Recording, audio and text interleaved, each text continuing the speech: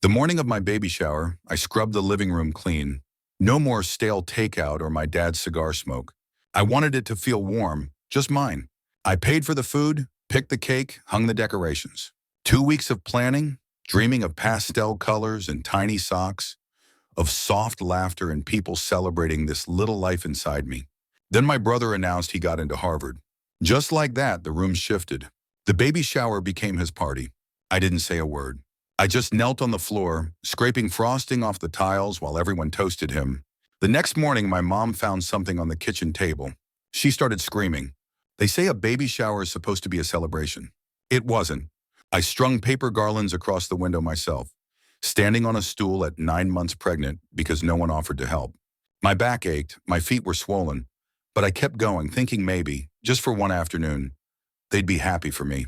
I made a playlist of quiet acoustic songs, the kind I imagined my daughter might fall asleep to someday. Soft melodies filled the room, a small hope humming beneath the surface. At first, it almost felt real. A few relatives trickled in with wrapped gifts. My aunt brought baby books, their pages crisp and new.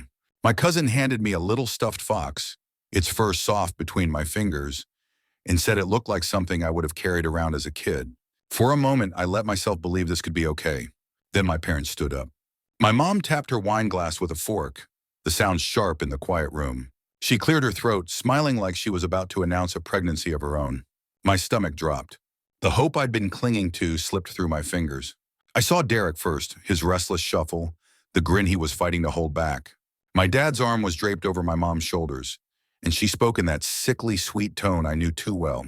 "Before we cut the cake," she said, "we just want to share a little surprise." My stomach dropped. This wasn't for me. Derek stepped forward, clutching that letter like it was something sacred. "I got in," he announced, glowing. "Harvard. Full acceptance," the room erupted. Clapping, whooping. My aunt, who'd just been gushing over meeting my baby, rushed to hug him like he'd single-handedly saved the world. The air changed. It was instant. Like someone had popped open a bottle of something better, something brighter, and suddenly everyone was drunk on it. 10 minutes. That's all it took. My baby shower wasn't mine anymore. It didn't need to be said, no one said it out loud, but the shift was undeniable. Chairs screeched across the floor, all of them dragging toward Derek. The snack table I'd set so carefully became his impromptu victory spread, while my cake sat there, ignored. Then his friends showed up, not mine, his. Loud, boisterous high school seniors, backpacks slung over shoulders, barging in like they had every right to be there. "Where's the party at?" one of them yelled. Another already had a speaker in hand, blasting music so loud the bass rattled the windows, drowning out the lullaby playlist I'd spent 3 hours perfecting. I stood there numb, still clutching the cup of ginger tea someone had shoved into my hands, still wearing the soft pink sash my cousin gave me, the one that read "Mom-to-be." No one looked at me.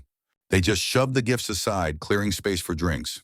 The cake was an afterthought, just like me. My mom mentioned offhand that we'd cut it later, when things settled. Then it got shoved aside, forgotten, until a soda bottle tipped against it, spilling fizz down the frosting. I grabbed a napkin, blotting the mess as it bled onto the table.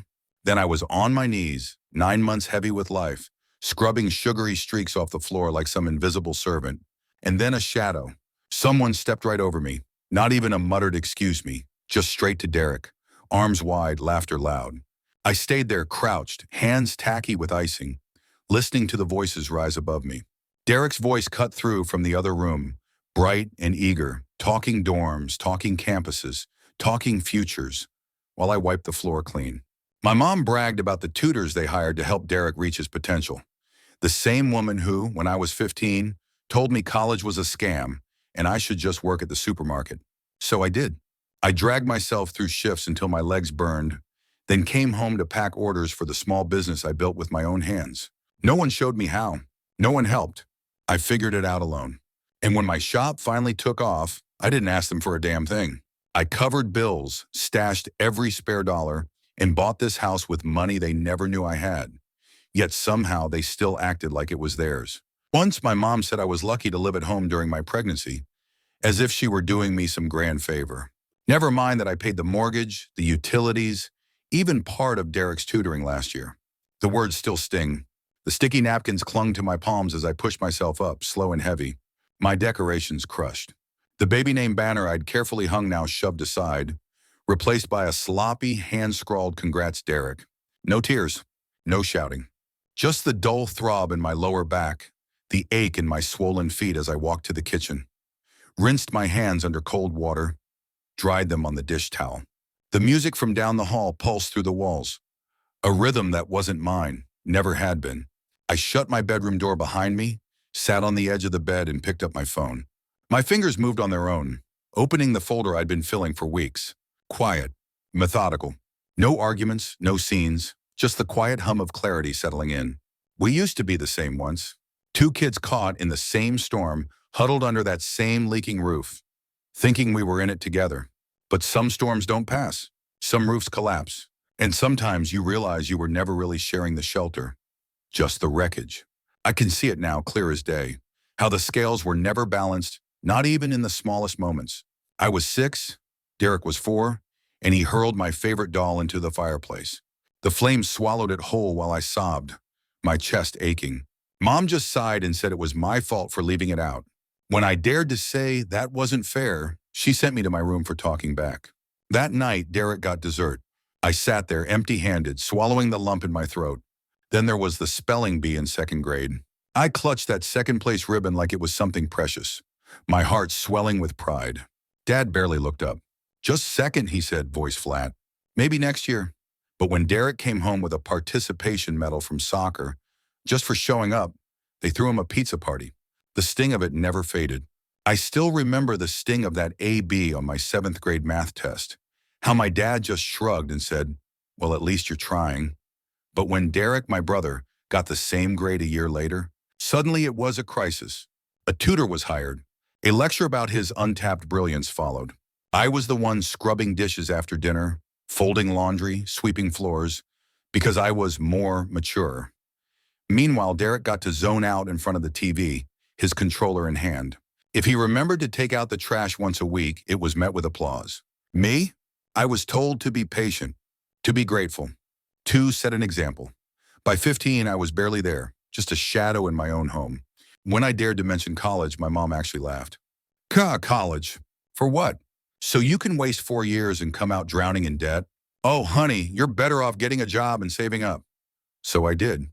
I applied everywhere, grocery stores, retail shops, warehouses, anything that would take me. I was 17 when I got hired at that discount clothing store, working the floor on Black Friday while Derek was still in middle school. By the time he turned 15, he had everything. A brand new laptop, 3 private tutors, even a college prep coach. My parents took out a loan to pay for it all. "It's an investment," they said. Not once did they ask if I needed anything. I remember the day I crashed my car at 17. Just a minor accident, nothing serious, but I was shaken. I called my mom from the side of the road, my hands still trembling. She sighed. "You should have been more careful," she said. And then the line went dead. 2 years later, Derek dented his fender in a parking lot. My dad left work early just to go comfort him. That night at dinner, he told everyone how proud he was, how grown-up Derek had been for calling him.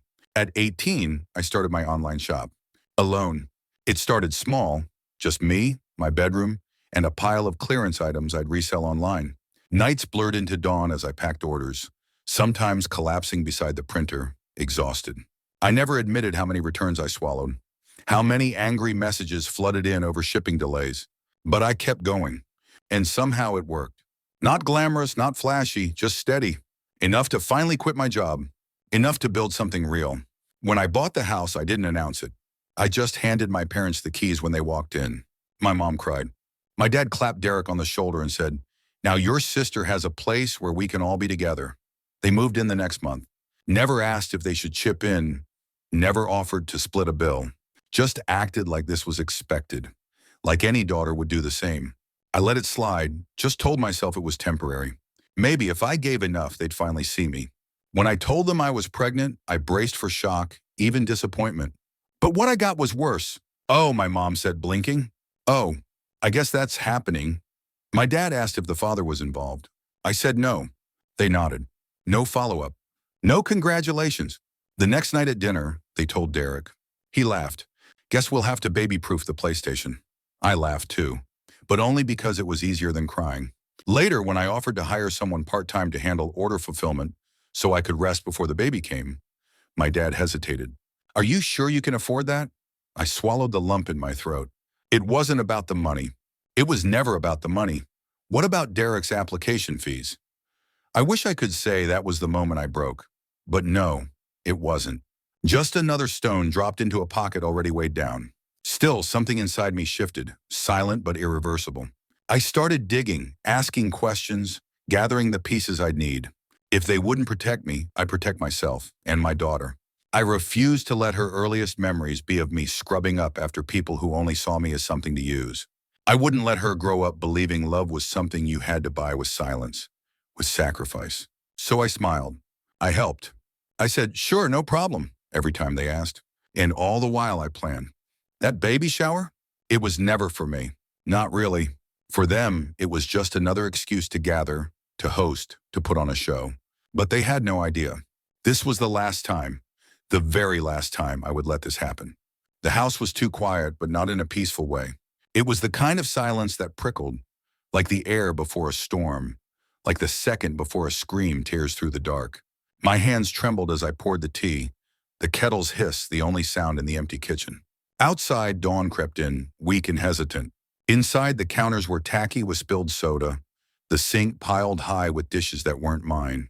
The notices sat in the center of the table, crisp and deliberate, 3 copies beneath the first, each marked with their names in thick black strokes. I eased into the chair, my lower back throbbing, and rested a hand on my stomach.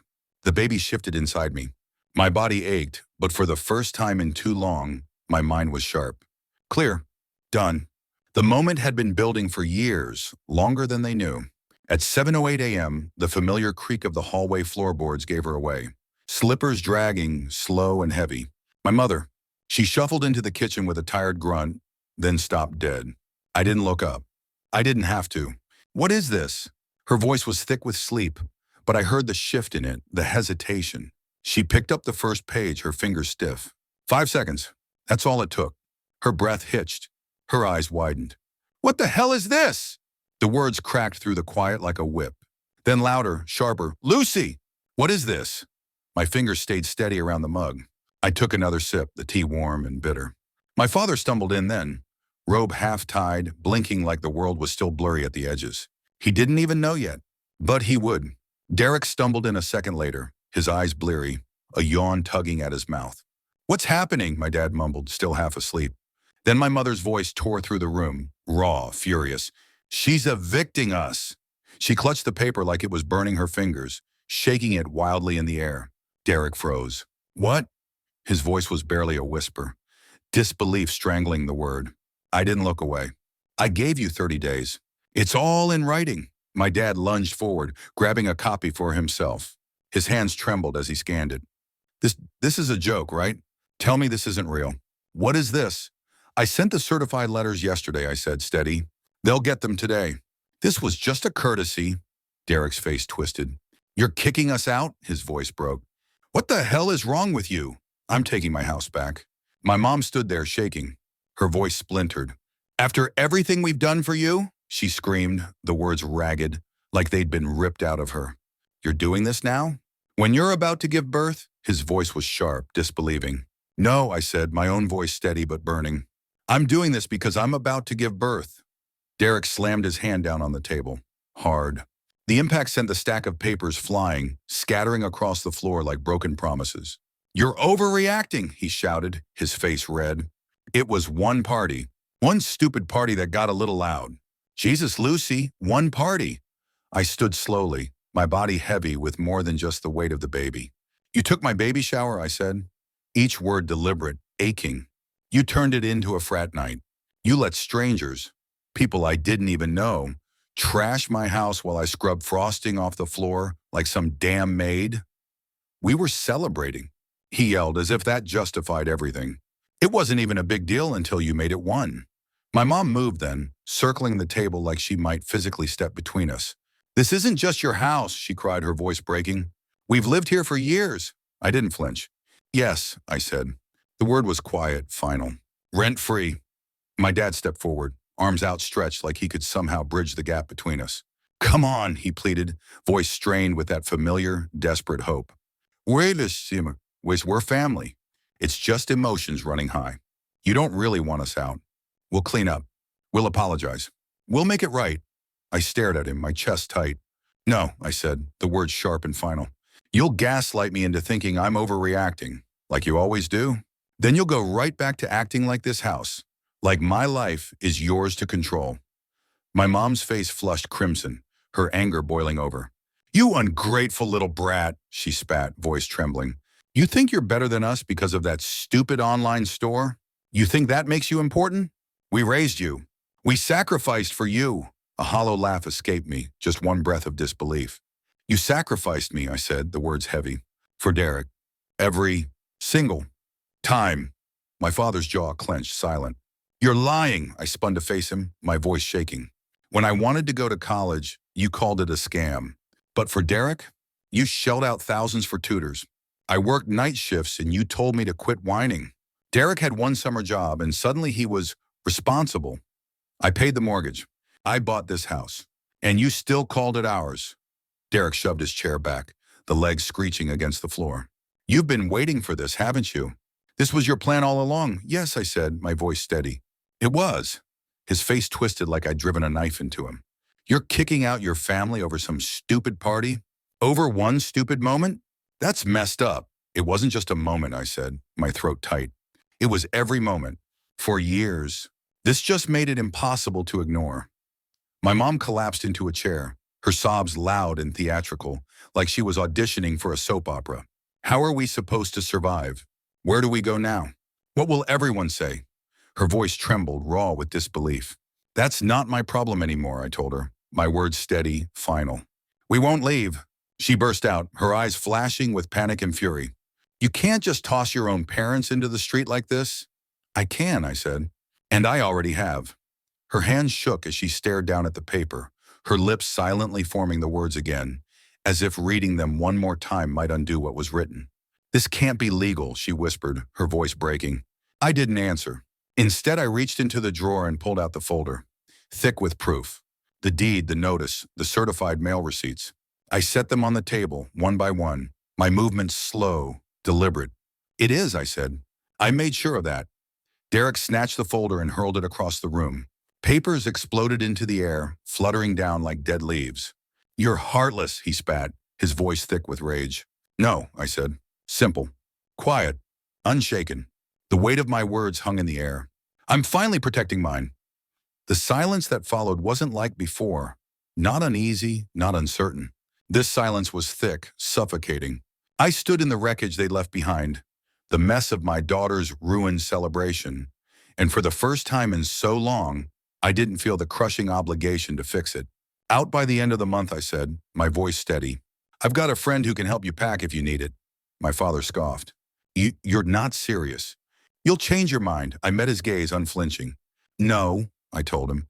I won't. Then I walked away, stepping over shredded streamers, past the sagging balloons, the banner with my daughter's name half torn away. They had tried to erase me, to make me small. But not anymore. The next 3 days were silent, eerily, unnervingly silent. The silence in the house was worse than shouting. No slammed doors, no raised voices. Just the suffocating stillness where no one dared to look at me, and I stopped trying to be noticed. Derek's music, once blaring from his room, was gone. My mother abandoned her usual half-hearted kitchen cleaning, the sink full of dishes left untouched. My father sat motionless on the porch for hours, cradling the same cold cup of coffee, staring at nothing. Then on the fourth day, the calls started. First Aunt Linda, then Uncle Mike, then my mother's church friend, who hadn't spoken to me in 3 years, texted out of nowhere. We're really concerned about you, sweetie. Concerned. Right. It was clear what was happening. My mother had launched her campaign, spinning me as some hormonal mess, unstable, not thinking straight, all because of the baby. She's making rash decisions, she'd said. I saw the forwarded message from a cousin. We don't want to stress her out, but she needs help. Concern, love, the kind of emotional pressure meant to twist me into the bad guy. The next day, my father wanted to talk. We'll start contributing, he said. Rent bills. We should have done that before. You're right, I said. He offered it like peace, like it undid everything. You had years, I told him. You didn't just forget. You chose not to. He nodded, then added, But think about what this looks like to the rest of the family. There it was, shame, the last card left. I smiled and walked away. Day 6. Derek switched tactics. I talked to Coach Anderson, he said over dinner. He said if I defer a year, I might lose my scholarship. We have to move now. I can't focus. I can't even sleep. I nodded. Tough. You don't even care. His voice cracked, sharp as glass. You didn't care when I was 9 months pregnant, scrubbing frosting off the floor. The fork clattered against the table before he shoved back and left. 10 days later, my phone rang. My business partner's voice was hesitant, uneasy. Hey, just a heads up, someone emailed me anonymously. They said you're emotionally unstable, that you might not be able to handle the business after the baby comes. They suggested I start looking at new leadership. My stomach twisted, but the shock didn't last. I grabbed a screenshot, fingers steady, and scrolled through old messages. My mother's words, cold and calculated. The email matched them, line for line. I didn't reply. Day 12. My lawyer had the papers now. That's when they stopped pretending. My mom cornered me in the hallway, her voice a venomous whisper. I know you think you're strong now, she hissed. But when that baby comes and you're exhausted and overwhelmed, we'll see how long this lasts. Don't come crawling back when you realize you need us. I held her gaze, my voice steady. I already realized I don't. Day 15. A sheriff's deputy left a letter at the door. My dad tore it open, read it, and then, thud, his fist hit the wall. Court filing, he muttered. They'd been banking on me folding, on me crumbling under the weight of their pressure. But the papers were filed. The hearing was set. I wasn't backing down. Day 21. The guilt came again, louder this time. My mother's sobs filled the living room, raw and desperate, echoing through the walls, maybe even reaching the neighbors. But I didn't flinch. I couldn't. Not anymore. She had listed it all. Every sacrifice, every sleepless night, every moment she gave up her own peace for me, letting me stay at home, watching over me while I carried my child, bearing the weight of my choices. I sat in my room, noise-canceling headphones clamped over my ears, trying to focus on the baby registry, trying to drown it all out. Then on day 25, Derek's voice cut through the walls. He'd called his girlfriend over, and there it was, loud and careless in the kitchen. She's crazy. She's going to ruin her kid's life without us.